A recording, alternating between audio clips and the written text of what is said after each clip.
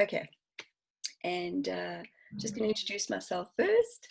And I'm Michelle Carpenter. I'm a spiritual medium and a grief and trauma intuitive. And I have the privilege today, guys, world, universe, of, gosh, and I'm going to try not cry, Steve. There I go. Of introducing my brother-in-law, who has had a miraculous journey. So this is Steve. And I've been practicing how to say this, and Steve has pretty much cured himself of ankylosing spondylitis. Did I get it right? Yeah. Just the label anyway, who cares? And so many people, I mean, anywhere you read about this, because I've had a few clients myself who have manifested or have this within their body at the moment. And I've spoken to you about one or two of my clients, I think, about your journey, what you've been on, to try and guide them a little bit better, what they could try, where they're at. And yeah, I mean, every single bit of information that I've come across on the internet says no cure, no cure, no cure. And here we are talking to a guy who has cured himself. So, Steve, the formal side of things is I'm going to ask a few questions and you just answer them randomly, answer what comes through, because as you and I are discussing before I push record, we're coming from a heart space and we just want this to go out for people to realize, from my perspective, that anything is possible. Anything. Cool.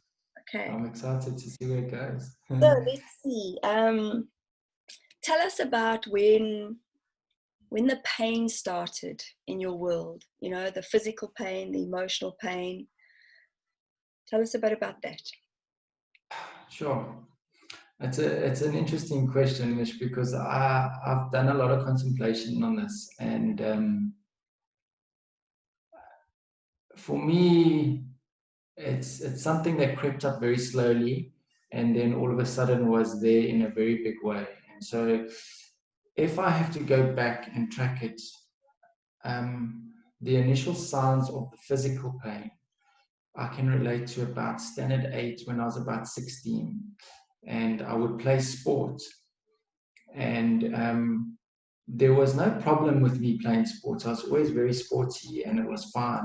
It would come in afterwards when I'd finished playing the sport, and I would sit down and I would relax or whatever, and then I'd feel my body starting to seize, and the pain would be there. It wouldn't last for very long, but it would be there. And if I think back, that was probably the first time. I would imagine it was a lot sooner than that, but that is when I can remember. And then progressively from there, when I think towards my matric, and then as I left school, it got progressively worse, where it was something in my groin. It was my left groin. I can remember clearly. I used to play club soccer, and it was weird because it was almost like it felt like it clicked in or it clicked out. So if it was there, I could play, but if it clicked kind of in, it was almost like I had to limp. It was that painful, and I thought it was just something in my groin, and then progressively that developed, and then I traveled overseas, and for 3 years, I mean, geez, I can remember clearly, I didn't know what it was, but for 3 years, I couldn't sleep. So if I got 2 hours of sleep a day, I mean, a night, it was a lot. I would sit up with pillows propped, almost like in a seated position, and just do anything that I could to possibly, get some sort of sleep. And the challenge that I always had with this disease, it's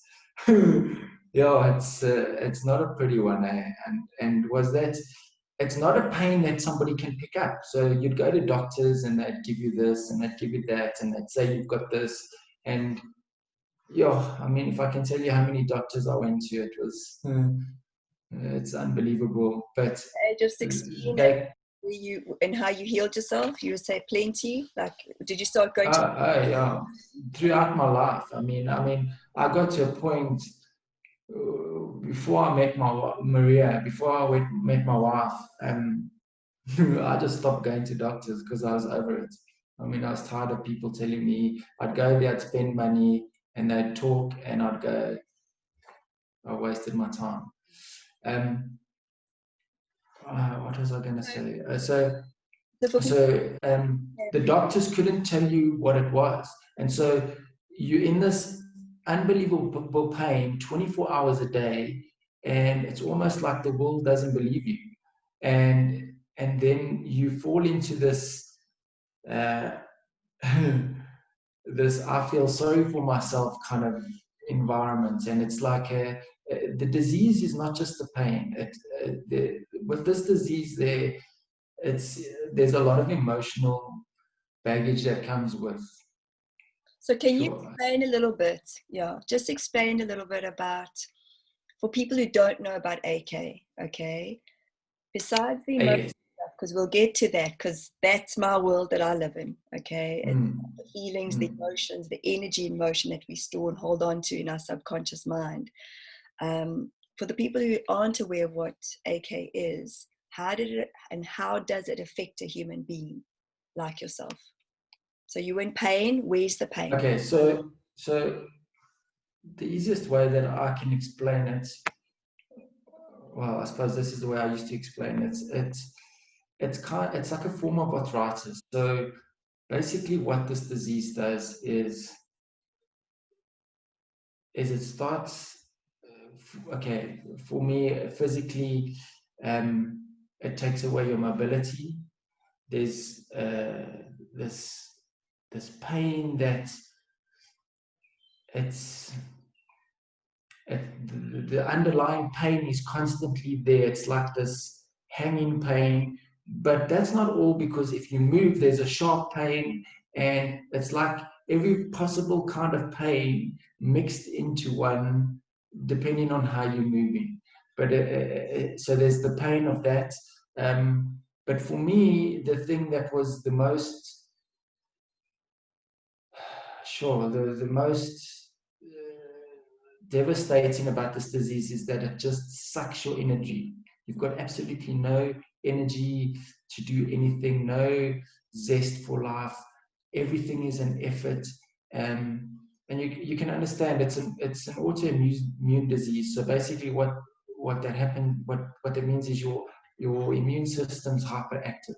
So it thinks that there's something there, and it just keeps sending out antibodies all the time to fight your body. Now, scientifically or in the medical field, I don't know really what that means, because there's different views on different opinions on what that means, and I don't really care to get into that. But what it means is that your body is physically active all the time, and all that does is just drain your energy, drain your energy, drain your energy. And so you just don't want to do anything. And then on top of that, you're in this constant pain. So you don't want to do anything because you haven't got energy, but you don't want to do anything because you're in pain. And then the depression and the mental, it's just all consuming. Yeah. That kind of, I don't know if that answers your question, but yeah, it's a very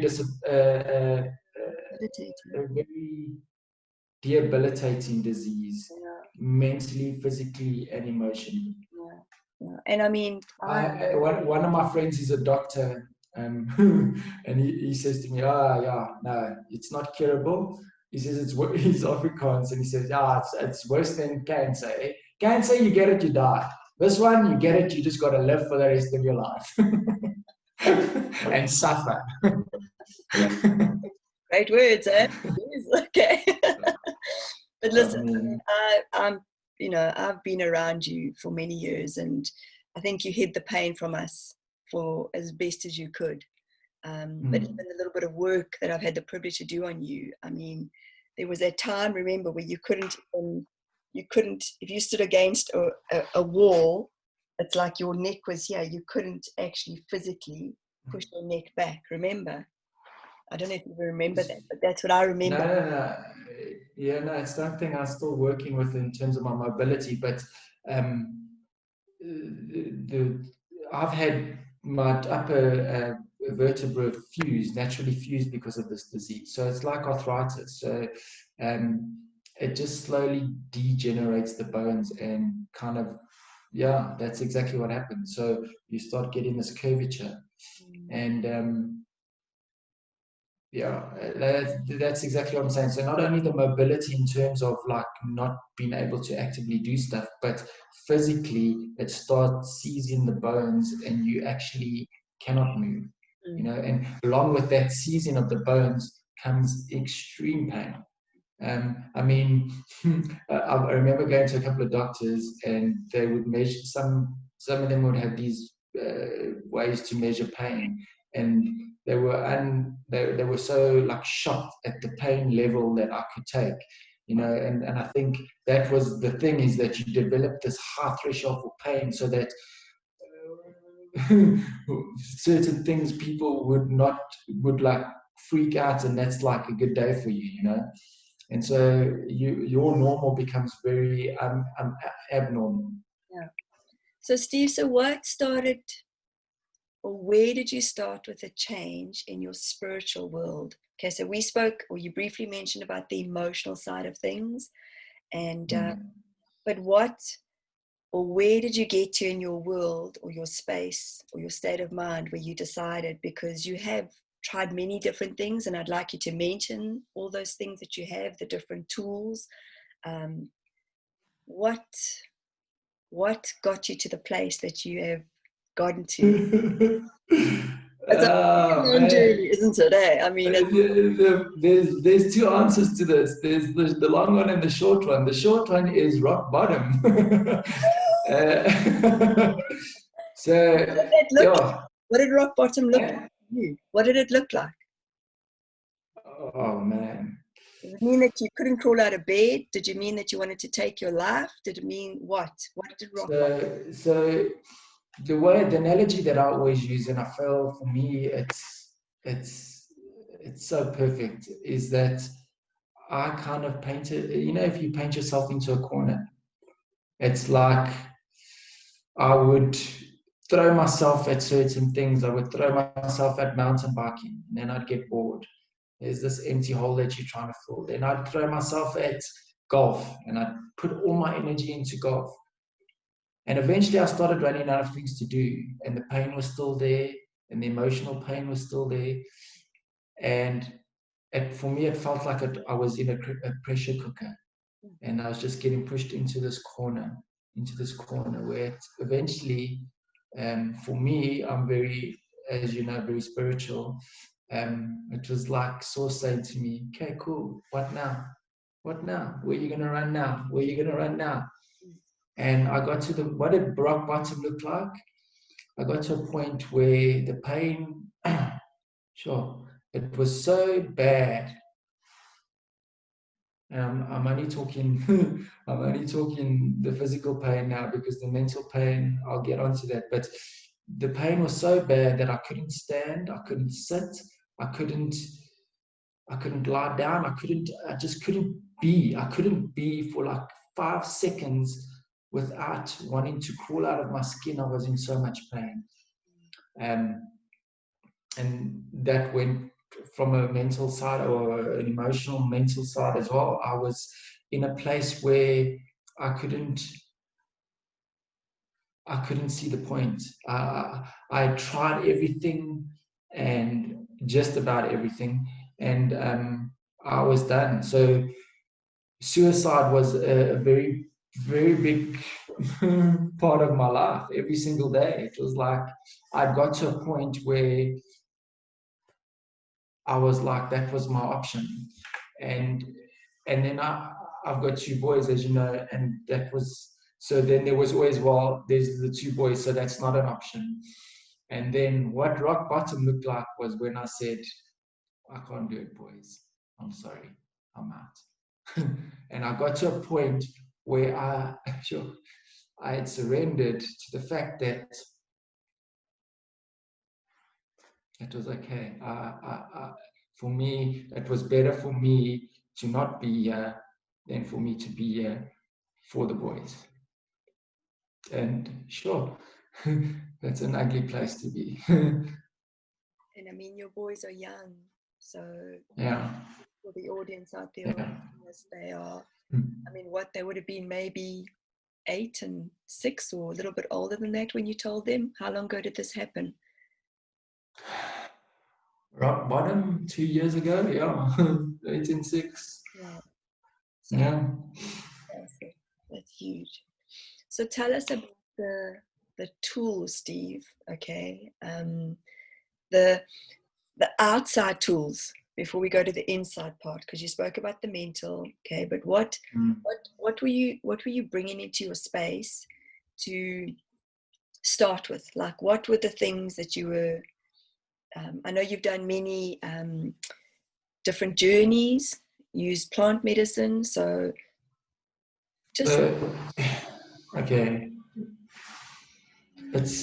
It's something that's also evolved. I mean, I can remember as a kid always wanting to go to mediums and fortune tellers with my mom, and that side of thing, the spiritual and intuitive, I've always wanted to channel, and all of that was always super interesting to me. It still obviously is, and I think without even knowing it, this inner guidance, this inner voice, this push has always been with me. And I'm super grateful for all of this that's gone down, because what's happened with this whole disease is this voice and this push has just constantly just got louder and stronger and louder and stronger. And so without knowing it back then, this was happening and pushing me to where I needed to be. And I remember I used to see a lady, her name was Gail, amazing woman, and she was helping me from the mental side. And I truly believe like she was along with many other people, because there were lots of people that were, I mean, you were also one of them, that was always there trying to help. Um, and, and you know, looking back, I can see that now. You know, when you're in the scenario, it's very difficult to see, because if you're not ready, you're not ready. You know, and this lady, I would see her on a weekly basis, and she the one day said to me, he has a whole lot of tapes, CDs, or whatever they were. I think they were CDs, not tapes. I don't have a tape player in my car. But I do know what a tape is. So, and I took them, and I was like, yeah, I put them in my car, and I was like, I'll listen to them. And I remember, I'll never forget, one day I was really down, and I went and I sat we're in Eagle Canyon in front of one of the parks, and I just sat there and I was crying. And I remember looking down at one of all the CDs, and the one just stood out, and I just grabbed it, and it was Abraham Hicks, and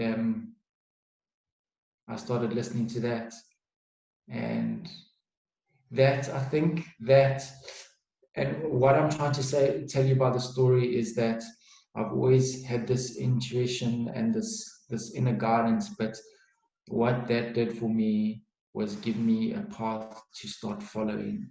And from there, other things unfolded. I started listening to things on YouTube, and I came across, you know, Joe Dispenza,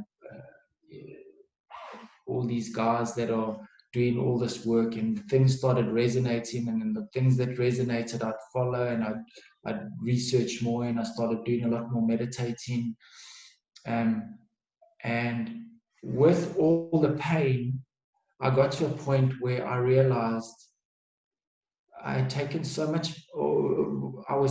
much medication. And actually, it was when you guys came to South Africa in July 2018. I don't know if you remember, my whole right side just went numb, because that nerve had been crushed. That's right. You were in a huge amount. And I mean, that was so much pain. And they wanted me to operate. And it was at that point, I was like, I can't do any more medication. This is not working for me. I've been on every single, I went to, what do you call this? The psychiatrist or psychologist who gives you drugs. It's a psychiatrist. Psychologist. Psychiatrist. I always get confused as well. Psychiatrist is able to give you drugs. Yeah, the psychologist. Okay, so I went to her the one day and she says to me, I can't give you anything else. You've taken it all, everything that's on the market. And the only reason I was going there was because my wife was telling me, you need to go do this. And I just intuitively knew that this was not working for me. All it was doing was taking my zest away from life and just numbing what was going on inside. And when this thing with my arm happened, I was like, that's it. I'm done. I'm not taking any Western medication ever again. And I haven't to that day. So it's been, where are we now? It's over 2 years now. I haven't taken a headache tablet. I haven't taken anything for flu. I was on the biologic for the thing. I stopped everything, just stopped it. And I got to the point and I was like, I have created this. I know I've created this for something inside me. It told me from the beginning, I've created this. And if I've created this, I can uncreate it. And so I knew that all along intuitively, but I didn't have the words or whatever to understand or to describe it.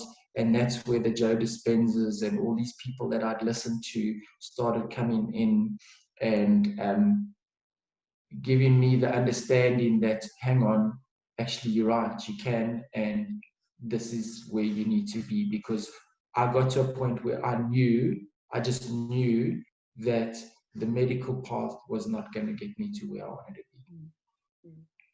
Wonderful. So, well, I know just on the medicine alone, you had that, I think your medicine was costing a fortune at one stage, hey? Like it was 10,000 Rand a month or something like that, wasn't it? Yeah, it was actually a little bit more than that, but yeah, it's hectic medication. You're injecting yourself twice a week, and it's basically just killing your immune system. It's putting a plaster on the actual cause, Yeah. So what that allowed for was, it kind of gave me a better. And listen, I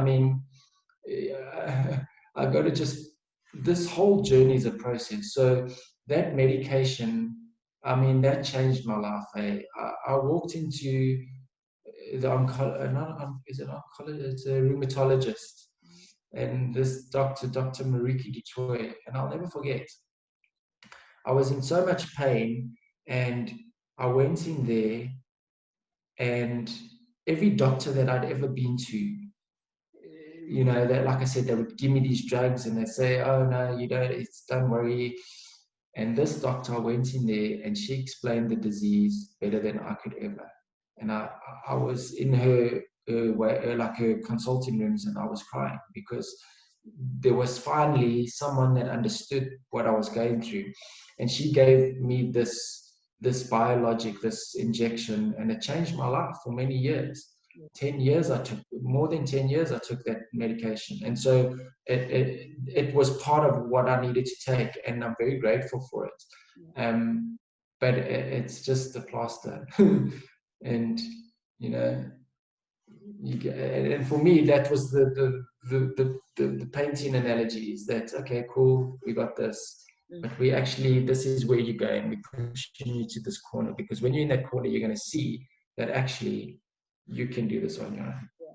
So would you say in many, many moments, even on your downest of down days, that with listening to the likes of Abraham and Dr. Joe Dispenza, whoever you've brought into your space to help you, has sort of bumped your vibration up? You've started taking your power back, would you say? Would that be the biggest? Yeah, I think so. I think it's all mentally. Oh, sorry. No, that's okay. I didn't mean to interrupt you. Sorry. Mentally, did you start taking your power back by listening to those CDs and watching stuff on YouTube? Was it the mental I think first? Sorry, that's what I'm trying to ask. Was it the mental connection first, where you like, okay, I can't, like, even though intuitively you've known for such a long time that you could heal yourself, but isn't that such a Western way? We sort of go outside before we go inside. We want to go to the physio to help us heal this muscle that's been sore for months and months and months and months and months, and we'll go back and back and back. But yet there's still an underlying something or other that's there. So would you say that the first thing that you had to work on? Sorry, you broke up there. Would you say that the mental was your mental thoughts were the first things that you had to sort of work on? Yeah, so you talk about the physical, it exhausted all the options there. So what next? And then what these guys did for me was give me the understanding and the tools to realize that, okay, we create, through our thoughts and our words and whatever the case may be. And that basically they gave me the tools to, I knew that I could heal myself, but I had no idea how to, and they helped me to do that. Yes. Yeah. Yeah. So Steve, I know last year, January 2019 was where you had booked yourself into going to the Amazon, and from my understanding, it was pretty intense, just with what you shared with me. Ayahuasca still makes me like, quiver. Okay. Like, I'm not a brave ayahuasca warrior just yet, but it hasn't come into my space for whatever reason. But I mean, hail you, because you did what, 11, 12 in a month? Is that right? Yeah. Okay. What was that like? Okay, so, well, I mean, so what I've learned on this flippin' interesting journey that I've been on is that that's okay. It's not necessarily for everybody, and everybody's going to go on this journey. They will know, or people know what's right for them. And for me, that was that inner drive that I kept talking about. I knew I'd done mushroom journeys. I think it's important to bring that in because I did this before. I did a San Pedro mushroom. And what these did for me was give me the opportunity to have a glimpse into who I truly am. And so I'd gone down that, the process of monitoring my thoughts and doing all the mental work, and then also started with the energy work of the plant medicine and the journeying and going into those spaces, and releasing various energy. And also by going into those states of consciousness, I was able to, like I say, get a clearer, or a glimpse rather, because at that stage it was still early, a glimpse into what I truly am, and understand that what we are told as a world or as a society is an absolute lie, and that we're far greater and far more powerful than what we have been led to believe. So I went along that journey, and that somehow led me to this overwhelming. Also, I think I need to back up a little bit, because what happened then, I was very involved in the golfing community, and I was playing league and a whole lot of things. I was very involved in a social environment, and slowly but surely, once this process started happening, I kind of just started withdrawing from society.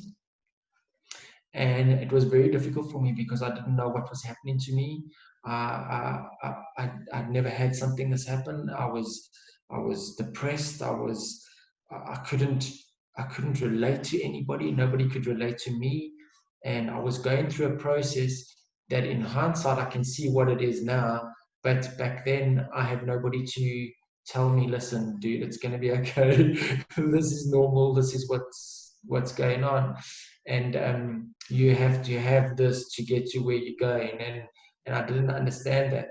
And so throughout my life, I've always, this intuitive thing that I'm talking about, there's always been a knowing. And when I get this feeling, I know. And that's when ayahuasca came into my world. And it was at a stage where I was so insecure about, I mean, I've always been a super confident dude. Like throughout my life, I've been this confident guy that's, going to take on the world. And at this stage, I was so insecure that I couldn't phone a doctor to make an appointment because I didn't want to talk to somebody on the line, and I got to this point where I was so isolated and I didn't know what was going on, and all this stuff was happening in my life. But there was this knowing that I had to go to the Amazon. I just knew. And I still remember sitting down and saying to Maria, I know this is all crazy. I know it doesn't make sense. But I know I have to go here. So whether you're on board or not, I can't. I have to go. I just know that's where I need to be. And yeah, it was. Previously, I would have phrased this differently, but I can't even remember, and I wish I could, because someone that I heard gave me the phrasing that I'm going to use, and it was probably one of the most beautiful times that I've experienced in my life, and one of the periods that I've had the most growth. And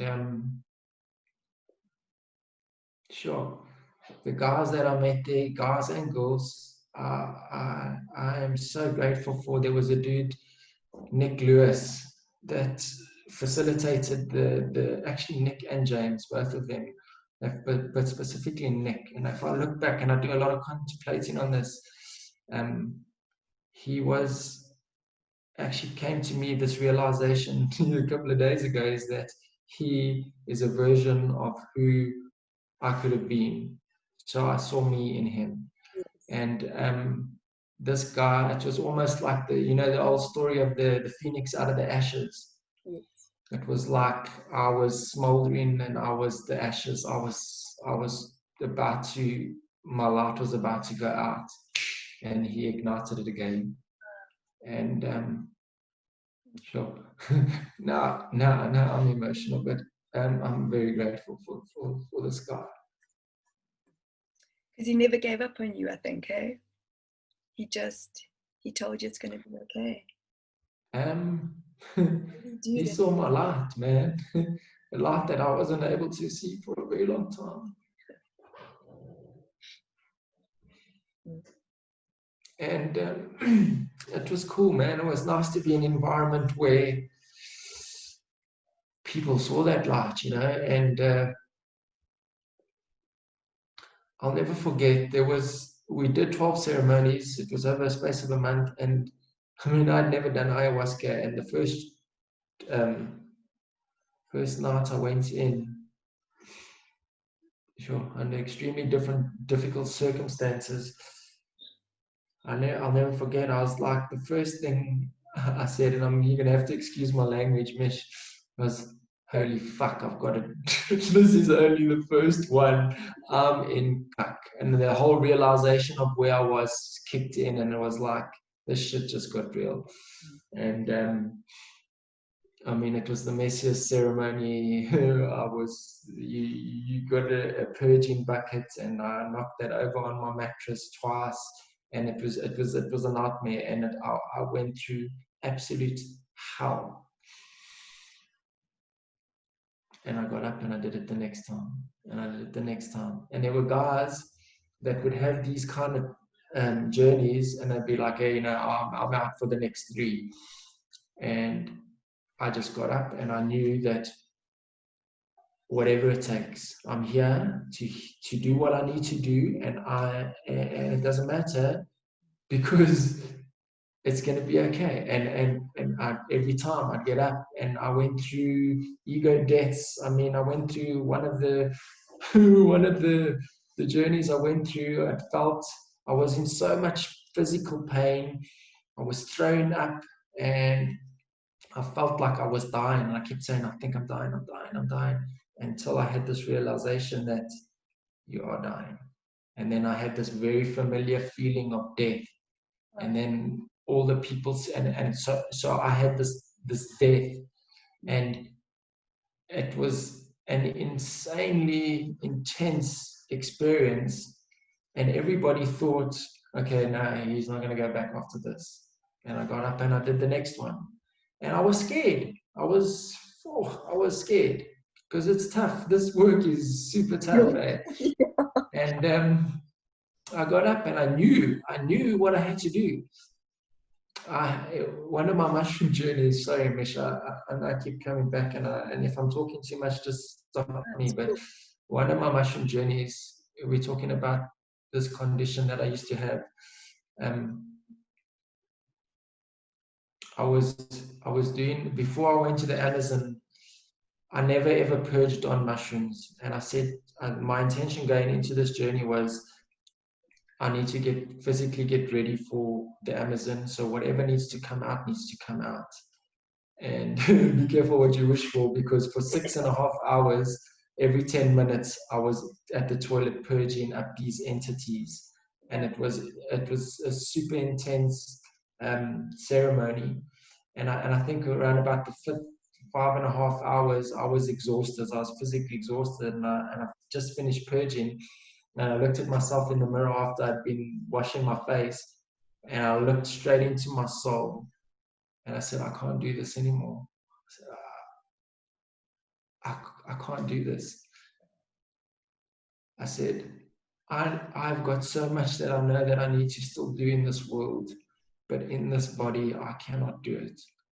And I said, you need to do whatever it takes to get me to ground zero, to my original blueprint, and I will do anything physical that it takes from this side to do it. Yeah. And it was from that moment I started shedding weight, and it was physically, I started morphing, my body changed. And so with that thought in mind and that deal, that promise that I had made, I went into the Amazon, and that journey that I told you about, the next one was worse. And ayahuasca, she's very cute. Eh? She would give me one and she'd clap me. Boom. And then the next one would be like, oh, okay, look, it's not so bad. And then the next one would get worse. And progressively, they just got worse and worse and worse and worse, to even the last ceremony. I hadn't started purging until everybody was dancing and they were finished their thing, and bam, I came in, and for the rest of the night, I was like suffering. But, man, I can't tell you how grateful. Sorry? Was your physical pain, Steve, between the mushroom journeys and the San Pedro and then going to ayahuasca, was your physical pain disappearing with all of this that you were doing and the purging and all of that? It was, but very slightly, very slightly. It wasn't.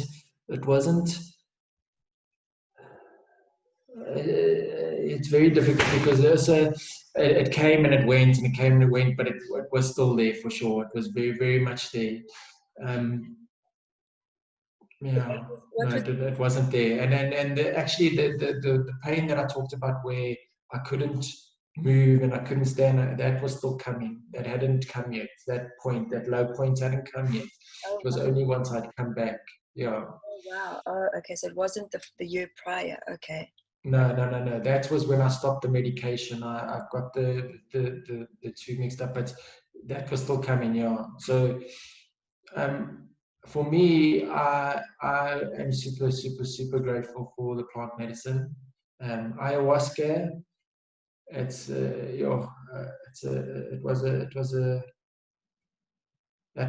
mean, they talk about it as a drug. It's most certainly not a drug. It's a medicine, and it's not something I can ever see anybody taking recreationally. It's tough. The work is tough, but let me tell you, all these plants, they are beautiful.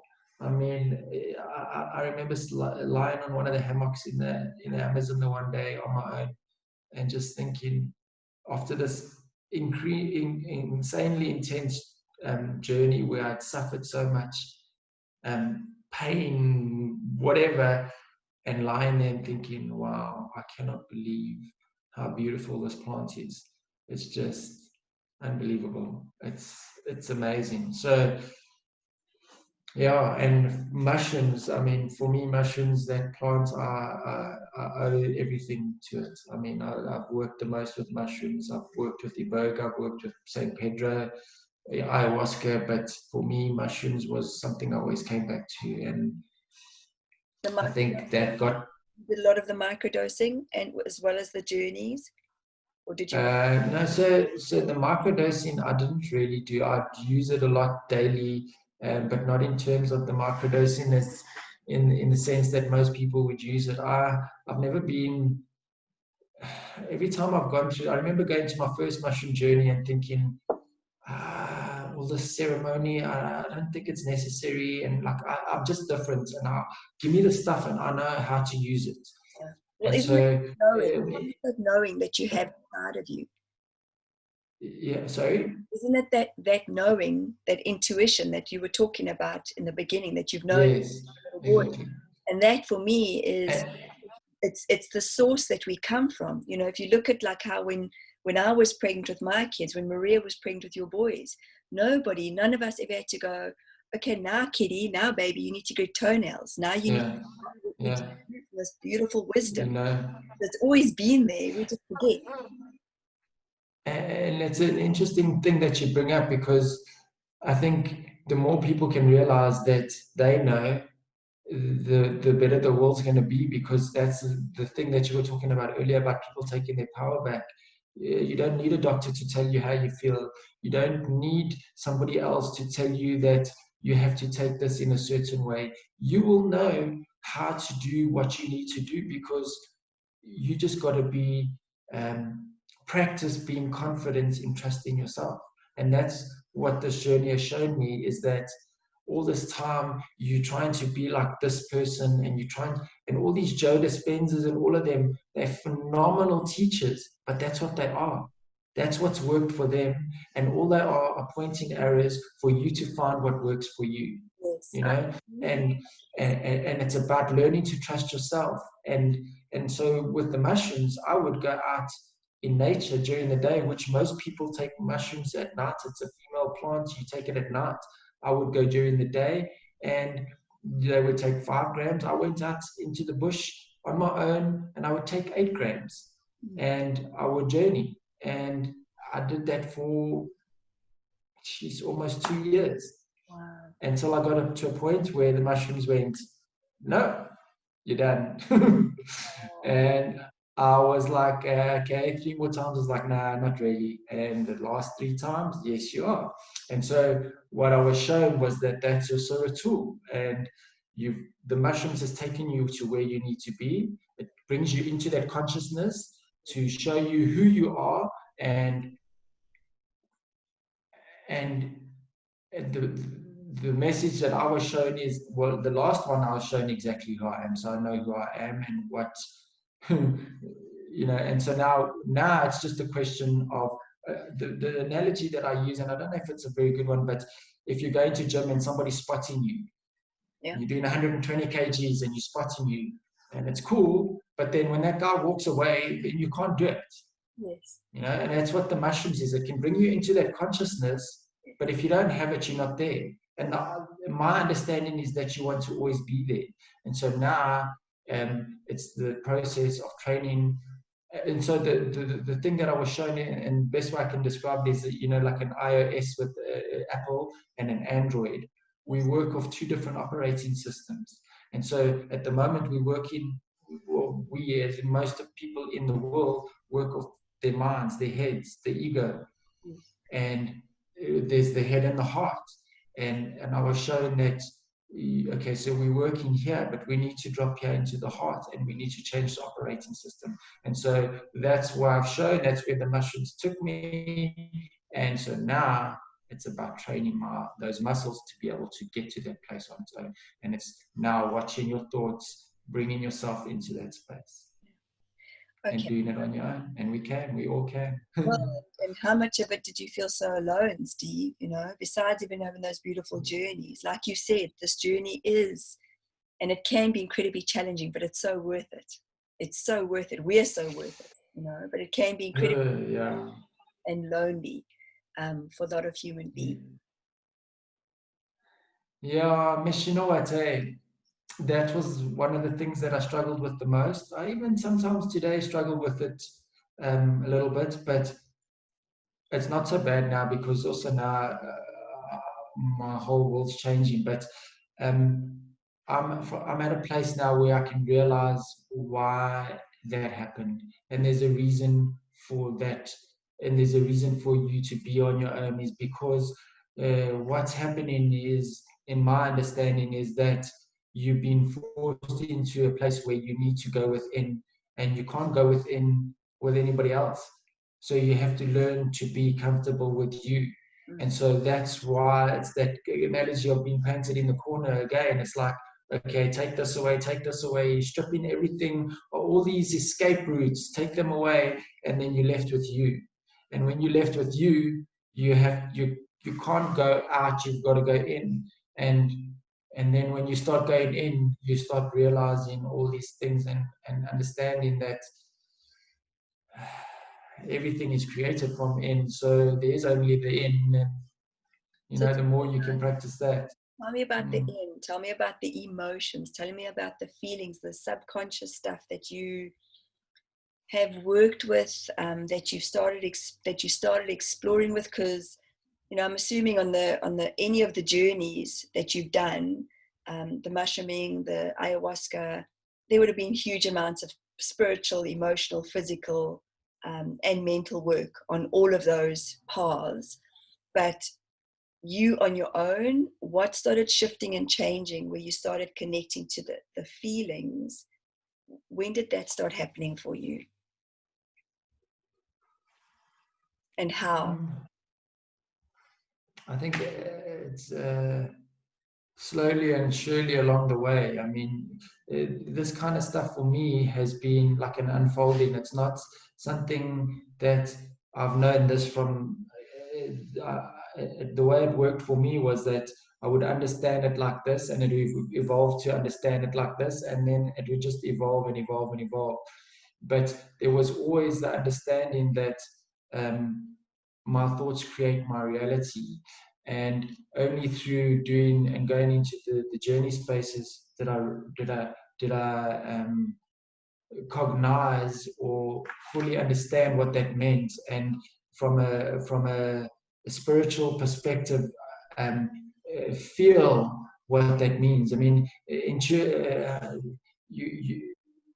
what I'm talking about there is no, there's no words for it. It's ineffable. It's not something that can be explained. It's an intuitive feeling of who you are and what you are. And once I can sit and I can say to you, Michelle, you're God, and you can go, okay, cool, I get that intellectually, but it's always going to be intellectually until you can feel and really embody it and understand it. It's very difficult to operate from that perspective.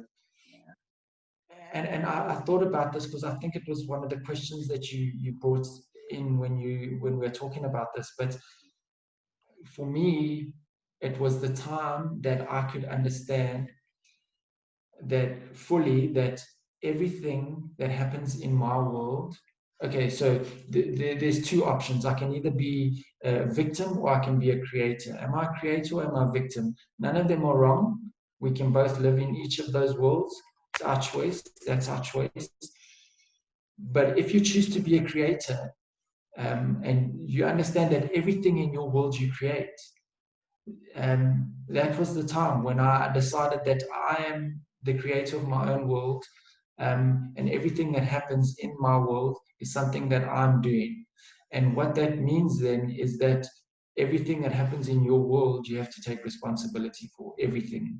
And everything that is happening in your world is happening for you and not to you. So if there's this drama unfolded in front of you, it's not because life's trying to get you, it's because life's trying to show you something. And it's about becoming more and more conscious and aware in those moments to try and observe and go, okay, well, what is life trying to show me now? oh, okay, it's that. And the more you can be aware and conscious, the more you start picking up what's going on, and you pick up patterns. Oh, geez, I keep doing this. Why? Oh, okay, it's from that. Okay, cool. And that's not to say when you become aware of it, it goes away, but it now means you can change it. Mm. And the more the awareness of something, it's a beautiful, beautiful thing, because once you become aware of something, you can change it. If you're not aware of it, it's just going to keep happening, and it just keeps repeating. But as soon as you become aware of it, you can change it. And it's not to say, it's like I say, it's not going to change, but and it's still going to happen, and you go, ah. But the more you stop paying it attention, it's like a dog that barks. Tuck, tuck, tuck, tuck, tuck. You just ignore it, and eventually it'll go away, and then it's gone. And you look back and you go, but how? That's not in my life anymore. Yes, because you don't choose to put your focus on it, and it's all about where you put your focus. And so it's about trying to focus on the things that you want and not the things that you don't want. And that helped me a lot with the disease. It was shifting my focus. And so I got to a point, and I'm quite good at this. Once I put my mind to something, it's there, and I won't vary. And I just decided that I'm not going to give this disease attention anymore. And it, and that evolved. So I would just not allow myself to focus on that. I would change my focus, and that's where the changing of the diet and all of that came. So I know you wanted to get into the diet. I don't know if you want to do that now, if you wanted to go somewhere else. Well, I think, it's more about the tools that you've used. And you said to me the last time we spoke about this as well, because I said to you, well, and I stand under correction. Are you still a vegan? You still, or you? Yeah, look, I choose not to eat dairy and meat and all of that. I don't like the labels, because right now in my life I'm trying to get rid of all those labels, Yes. and Yes. just Yes. yes. So for me, it's about listening to what our body shows us, and what our body, my body for one, is showing me exactly. Like if it's not resonating with something, I'll get such indigestion, and I'll burn, and I'll be like, oh, okay, got to cut that out. Or I can actually feel my vibration lowering. So Yes. there's certain things where, what did I eat? I think yesterday I had some crisps or something, but I could actually feel it in my toes. And I remember feeling so disappointed. People were like, are you freaking kidding me? I love crisps. Now you're telling me I don't like crisps. No, you know what? You can do that because you know your vibration. And I think it's the step is for you to understand and to get comfortable with how you vibrate and what. And I think for me, even that word can be quite confusing, because it's really a feeling. How do you feel? And when you feel like at peace, and you feel lucky, and you feel cool, that's you. So how can you be in that state all the time? And if you eat something and you don't feel like that, it means because what you're eating is not what you should be eating. And it's learning to feel what you feel like in your best state, and bringing yourself back to that all the time. Yes, absolutely. And the food and all of that, everyone's different, man. The food for me was, and all this stuff, the way it started wasn't really what I mean. I think in some aspect it helped, but it was for me, it was the changing the neural pathways and changing the way I was before. So everywhere I shopped had to change. The way I cooked food had to change. The way I had to, if I went out, I had to think, okay, where am I going to get food from? So my whole world changed, and that helped me to change the neural pathways. And so it's bigger than just okay, well, if you eat lettuce, your thing's going to go away, because it's not like that. So it's bigger than that.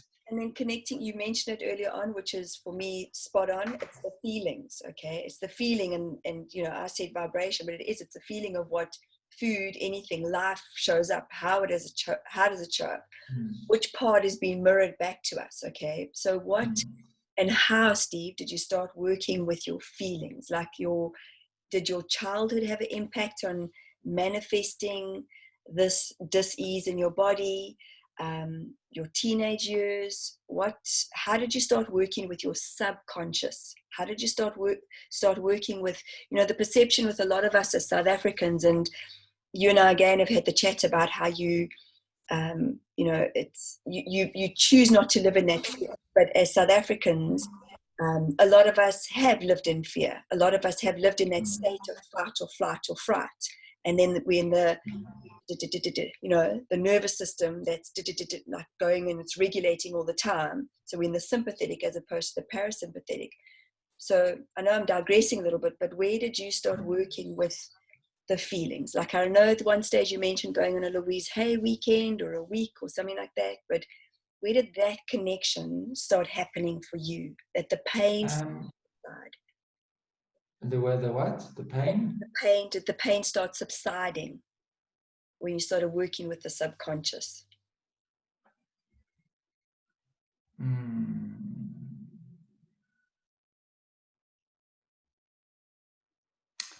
So the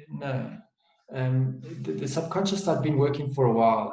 The Louise Hay came later. So the big change for me, like I said, was when that day came when I was like, I was ready to, regardless of the kids or whatever, I was in so much pain.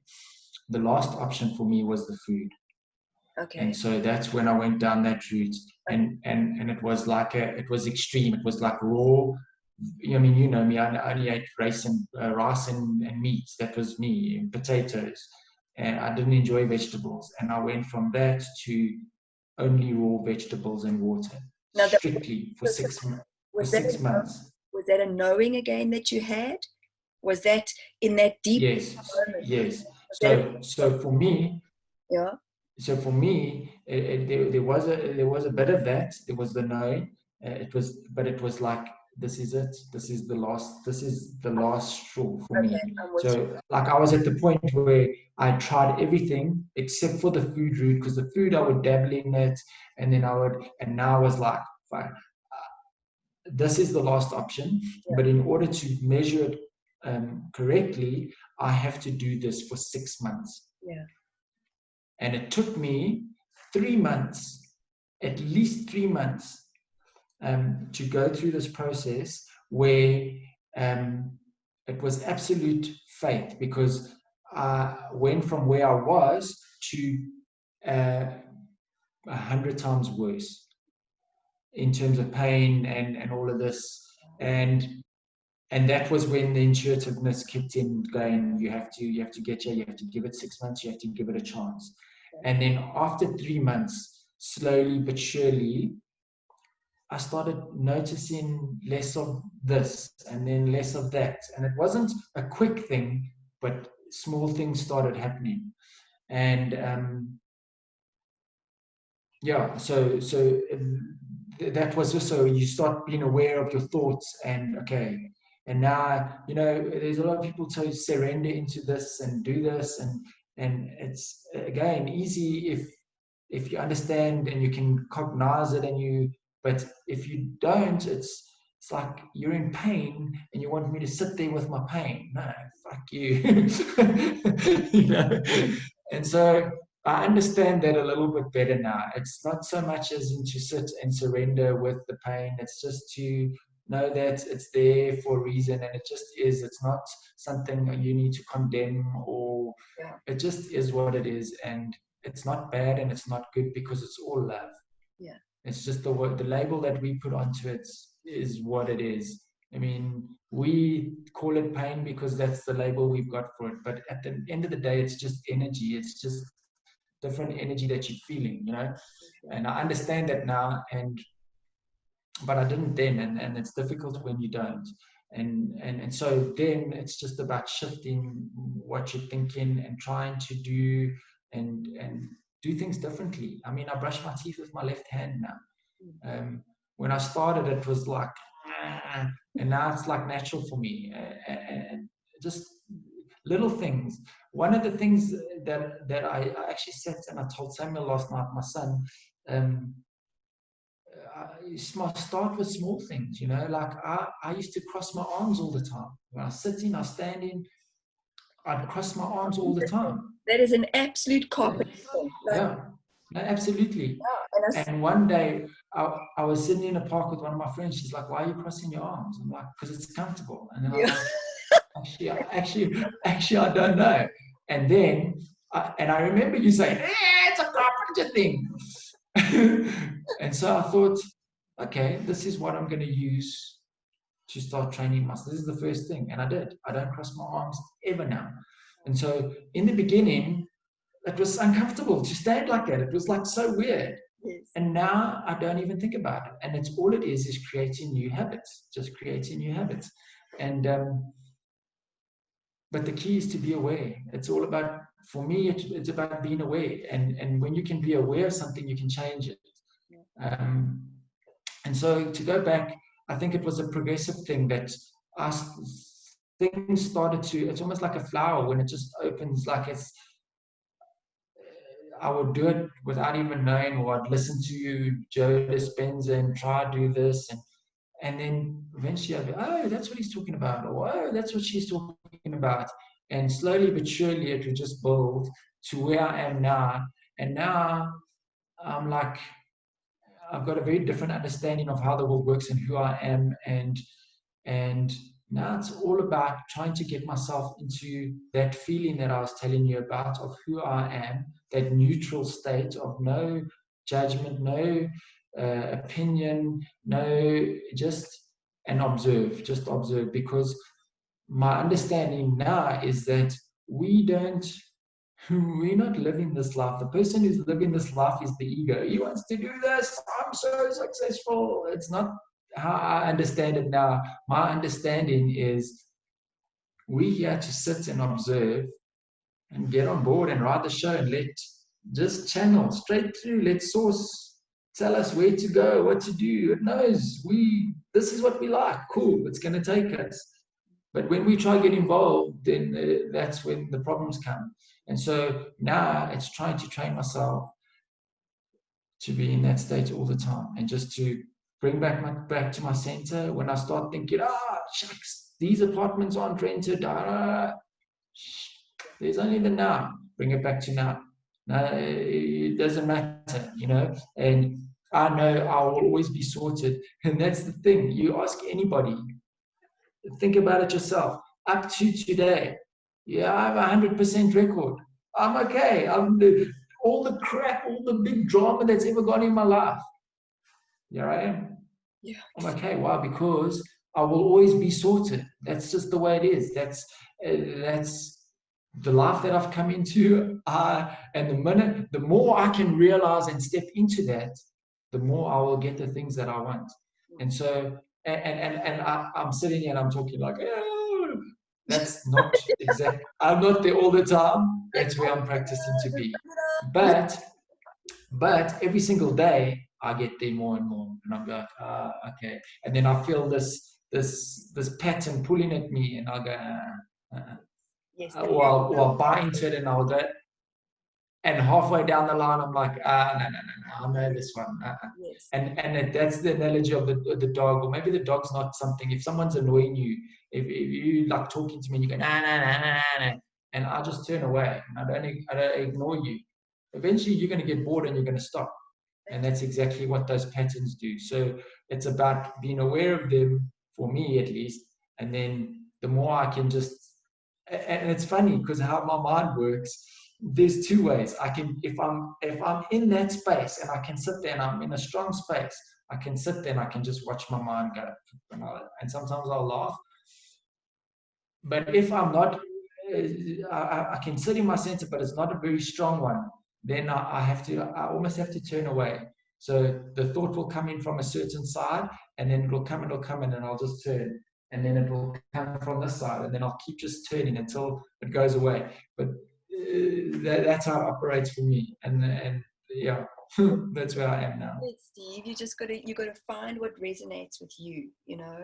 I would say many of my clients, listen, I'm teaching you a few things, I'm getting the guidance, whatever's coming through is coming through. But when you choose to leave, that's where you've got to do the work. you got to do what resonates with you, you know, not what Michelle says. It's like, well, what resonates for Steve? What resonates for Michelle? It's different for everybody. But for me, ultimately, it's going into the heart space and just, it's like a, and there's no judgment. It's just pure. It's pure bliss. It's pure joy. Exactly. Yeah. But you know, Miss, you say that, and it's like not the bliss part, but the about the clients and stuff. And I think for me, it's important from my perspective to say this is that it's the likes of the Joe Dispenzas, the you, and all these healers. They're an important part of the journey, eh? And it's not. But what's important that I've realized about this is they don't have the answers. They don't have the answers for you or for me. They are there to help you, point you in the right direction. Their function is super important because it's like a kid coming into the world and he doesn't know how to do anything, and you go there, do this. And then when you go there, you work out how to do it. It's important to work out how to do it yourself. Yes. And then sometimes you got the love. Unlocking. For me, it's like the unlocking of whatever, the unlocking of the layer, the unlocking of the subconscious, the unlocking of the, you know, as you know, that I have the gift of feeling what a person feels in their body, and that's and the energy moves as you're talking to them. The energy is moving, man, in their body. It's like, oh, okay, it was stored there, then all of a sudden it's stored there, and that's what's so profound, is that's how quick energy moves. But so often I think we're not taught this in schools when we're kids, that we're not taught that it's just okay to cry. If you're feeling so overwhelmed, just have a good cry, and then it's done. It's done. And that's what happens with babies, is what happens with toddlers. But then we're conditioned to hold it together, which then for me, like you said earlier on, it's like that pressure cooker moment that just sort of happens, you know. But where are you now with your pain? Where are you? I don't even like using that word, because for me, I want to say, where are you with your enlightenment? Where are you with your uprising? How is that phoenix flying?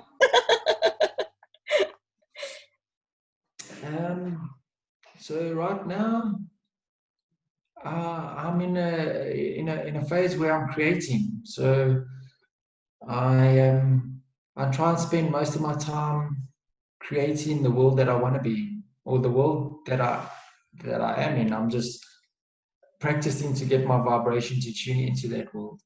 And every day, when I get an opportunity, I add on to things that I want to do. What I'm looking to do right now, it's like, how do I explain this? My understanding of why we're here, and it's all a game. It's just a game, you know. And so, what have I always wanted to do? What have I always wanted to do? The things that you want to do, and not only the things that you want to do, but you couldn't afford to do, or you couldn't. The things that you wanted to do, you looked at somebody and thought, "Geez, that would be cool." I want to almost, I don't know, not almost. I want to do it's not a documentary, but like maybe a series where I saw this thing on Netflix about the guy who does the El Capitano, and he called the sections on El Capitano were called pictures. And so I used this as a good analogy. The different pictures, like the different stages of this series, are all the different things that I've always wanted to do. So the one thing that I want to do is Cape to Cairo. So that would be one of the episodes, and me doing this epic adventure of Cape to Cairo. Then, base jumping. Now, base jumping is something I've always wanted to do, but it's not a money thing. It's like it's a fear thing. But that gives me the opportunity to overcome my fear and do something. So the show would feature around me going, okay, let's find a group of guys that are experts in this field, spend 6 months with them, and I don't want to just base jump. I want to go and become a base jumper, so that next time I'm on holiday, hey guys, what are we doing? Let's go for base jump. Cool, like I'm in. Yeah.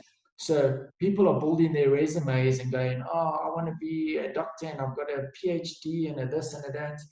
what's your resume? Well, I'm a base jumper, I surf, I wheelie motorbikes, I've done Cape to Cairo, I've sailed across the Atlantic on a yacht, I'm a sailor, I'm a this, I'm a that. That's where I'm heading. That's the life I'm creating. And you know, it's deep. Along that journey, Yeah. I want to help as many people as possible see their full potential and see who they are, and help them to experience whatever that version for them is in their lives. Yes. And that's what I was going to say to you, is that that's what's so profound. So many people are looking for their purpose. And not one thing, in my opinion, in my viewpoint, is today, our purpose right now is to sit and do this interview. Yeah. And share your story and have a laugh, and tomorrow it'll be something different, you know. Or my purpose after this is to go and have a shower and hop into bed and kiss my husband and kiss my kids. And why can't that be a purpose? But we are so driven by so much. And I just want to share something with you. On Saturday, I went to a place, we live in Queenstown, and I went to a place about 3.5 hours away, where I did a group reading. And a woman emailed me last week and said to me, you know, can I bring my little girl? And I sat with her and I thought, you know, Westerners, we're conditioned like, oh my God, I'm going to be doing readings. Like, this is an adult, you know, how's this kid going to affect? And I sat there and I thought, this has happened for the reason that it has. Who am I to not allow this mother to come?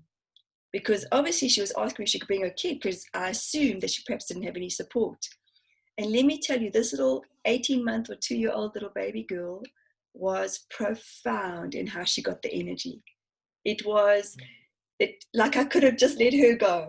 And she just reflected to everybody that I gave a reading to, she reflected. And my point being is like how you just let go of that limitation. If you let go of what we think it's meant to be, it just isn't. And it's just amazing. It works out to be amazing. And we just trust. Isn't that awesome?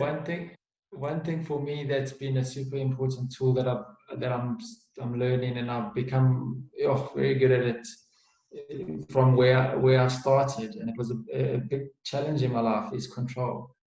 The minute I realized that I don't have control over anything, and I learned to get to grips with that, is when things unfold like this beautifully. Because when you start trying to control situations, like, I shouldn't be there, she's coming there for a reason. And if you let the reason unfold, it's more beautiful than you can ever have tried to create yourself. So that's cool. This little person was giving us all hugs and kisses, and she was the greatest gift for every single person sitting there, including myself. So, you know, cool. you can't script that. You can't make that happen. It just happens regardless. So to end off, Steve, some wise words for anybody that is on a journey of helping themselves heal their dis-ease in their bodies. What would you say to them? Where do they start? My advice would be to start now, and be gentle, man. It's a hard process. Love yourself. You know, it all starts with self-love. When you can love yourself, and it's an ongoing journey. Hey, we wired not to love ourselves, and when we can love ourselves and take the time to sit and give yourself a bath or whatever, and just do what feels right for you. But be gentle. I think it's going to be hard and it's going to be long, and dedication is a key, and commitment. But be gentle also. You know, like sometimes it's okay to just have a day where it's like, I'm out. And then as long as you get back on the horse the next day, it's cool, man. But just know that you're doing this for yourself. Don't do it for anybody else. Do it for yourself. You're not doing it for your husband. You're not doing it for your kids. You're not doing it for grandma, granny. You're doing it for you. Because if you do it for you, then you can have the capacity and the love to give and show people that they can do it for themselves as well. And you cannot give love unless you've got love. And so unless you do it for you first, it's like the oxygen mask in an airplane. Yeah. You gotta look after you first, and then from there the cup overflows. Awesome, Steve. Anything else you want to add? I think it's been amazing. Yeah, thanks, Mish. Yes, I'm very grateful for this opportunity. I mean, like I said to you in the beginning before we were filming, I'd like to get my story out. If it can help anybody, that's cool, man. And you know, how am I doing it? And you've given me the platform, so thank you. And it's not a story that, like I said, I've got in my ducks in a row, and I know this is how it happened, but I need to start telling it so that I can get it clearer in my head, and hopefully by getting it clearer in my head, I can help other people who might be going through similar experiences and maybe point them in directions that help me. And it's not to say that that will help them, but at least from there, when they go there, they will realize something, and that's how it works. That's how fun works for me. You go, it steers you to where you need to be to find the next place to where you need to be, and hopefully that can help them go to where they need to be to find out what they need to know. So. And I think that's the ultimate trust, isn't it? Is learning to go back into that absolute knowing of that we are here, and just go back into love, man. Love for yourself, because like you said, we're so taught to give it to others, but we forget to give it to ourselves.